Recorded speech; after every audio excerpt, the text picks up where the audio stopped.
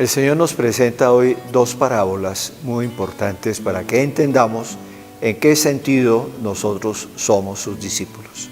Escuchemos con atención. Lectura del Santo Evangelio según San Marcos.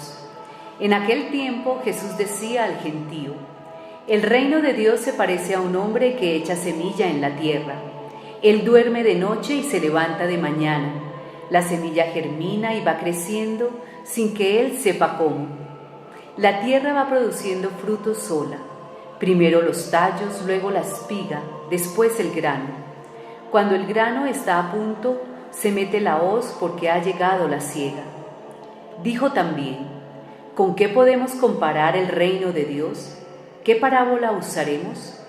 Con un grano de mostaza.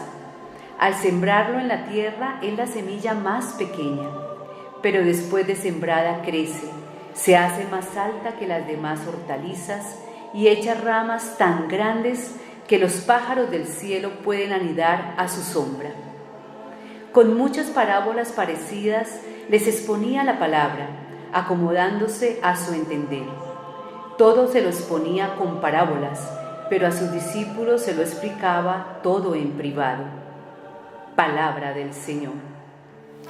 El Papa Francisco nos ha regalado una exhortación apostólica sobre la santidad hace poco tiempo. Y uno de los peligros que el Papa nos presenta como actuales y que nos impiden verdaderamente ser santos es lo que él llama, y lo que en la historia de la Iglesia se ha llamado siempre, el pelagianismo. Es decir, la certeza, pensar que uno es el que actúa, que uno es el que se gana la vida eterna. Es decir, que somos nosotros los seres humanos con nuestras capacidades, con nuestras fuerzas, los que nos ganamos el reino de Dios. Las dos parábolas de hoy vienen precisamente a decirnos que esto no es posible. Es Dios el que actúa. Es Dios el que actúa y actúa de una manera misteriosa.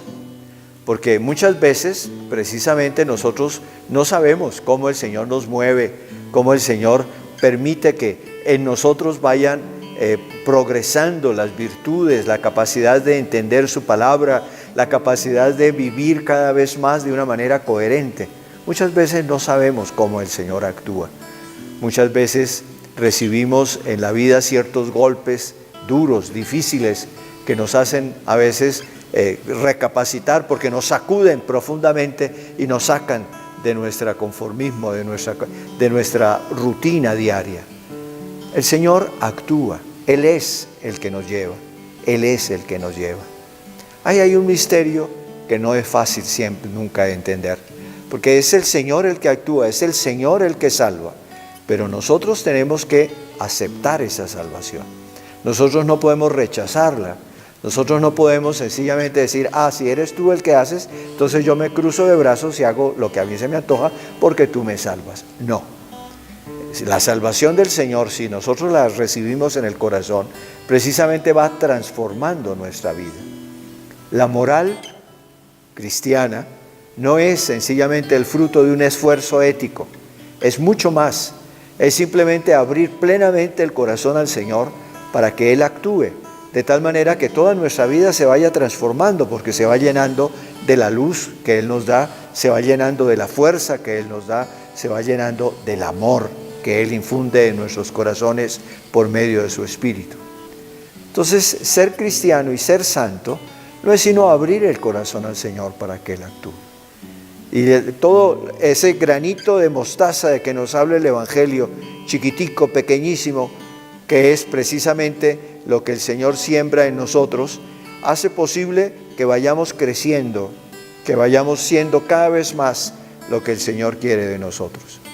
Tenemos que entender que toda nuestra vida tiene que ser un crecer en el amor a Dios y a los demás, pero no como sencillamente resultado de un gran esfuerzo de parte nuestra, sino de una gran apertura del corazón, con la escucha de la palabra, con la reflexión en lo que el Señor quiere de nuestra vida y sobre todo con permitirle al Señor que por los sacramentos, el sacramento de la reconciliación, el sacramento de la Eucaristía, Él nos vaya llenando permanentemente de su gracia.